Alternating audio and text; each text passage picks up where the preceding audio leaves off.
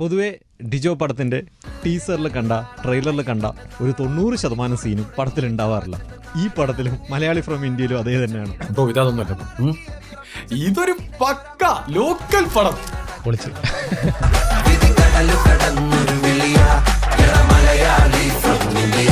എല്ലാവരെയും നമുക്കൊന്ന് അമ്പരപ്പിക്കണം.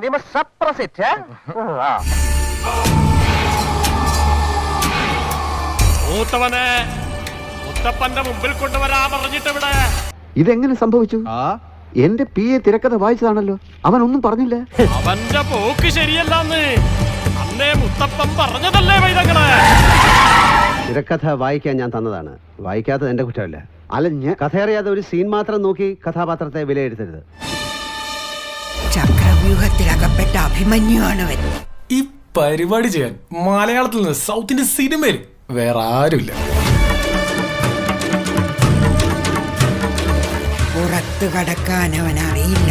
സംഗതി അപ്പാടെ മാറി, ട്രാക്കേ മാറി. കരുതിയിരിക്കാൻ പറയണം. എനിക്ക് അപ്പോഴേ തോന്നിയാണ് ഇത് സീരിയസ്, ചുമ്മാ തമാശയൊന്നും അല്ല, എന്തോ സീരിയസ് പരിപാടി ഉണ്ടെന്ന്. അപ്പൊ എന്തോ സീരിയസ് പരിപാടി ഉണ്ട്. കാരണം അപകടം അവന്റെ തൊട്ടു പിന്നിൽ തന്നെ ഉണ്ട്.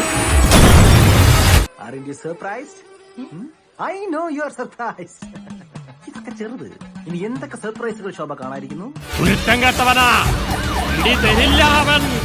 വലിയ പ്രശ്നങ്ങൾ അവനെ കാത്തിരിക്കുന്നു. എനിക്കൊന്നും മനസ്സിലാവണടാ. മാനെ നീ കേക്ക് വേണ്ട, നീ കാണാം.